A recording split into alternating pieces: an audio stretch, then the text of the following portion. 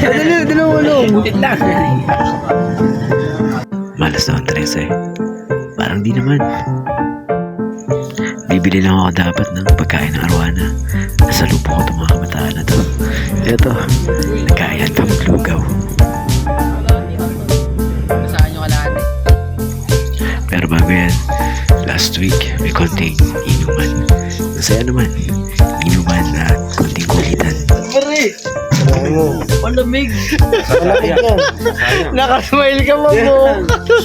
Nakangiti ka pag busig mo yan. Pag yan may niluwa, tinan mo, luluwa yung ano ito. Oh. Yung tiniras ko size 11.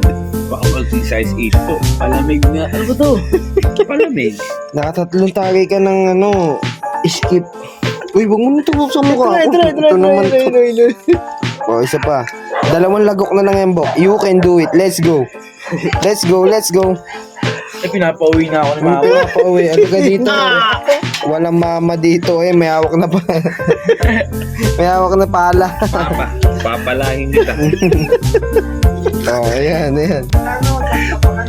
Tumatakas ka pa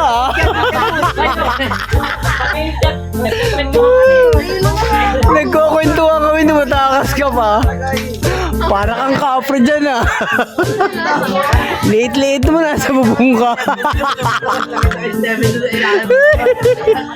Bigla siya lumiko doon sa may papasok na ilog. Ito yung santel mo, pero may ano siya, may scientific reason. Oo, alam ko may scientific. Hindi mo siya pwedeng lapitan, hindi mo siya pwedeng hawakan kasi electric. Lumiko siya sa may, di ba, kabila ka magkasada. Lumiko siya, nandun siya sa may kilid, hindi magkasabay kami.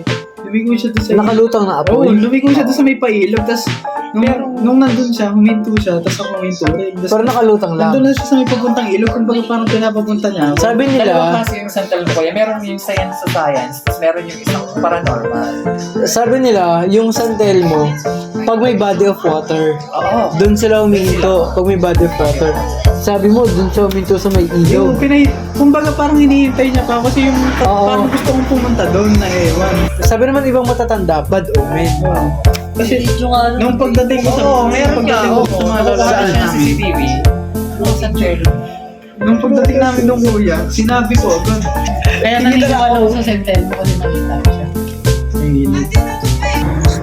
Buti na lang may 7-Eleven na sa labasan. Not sponsored.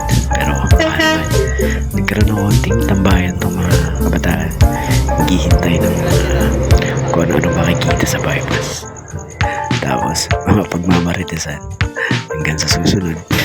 Libita!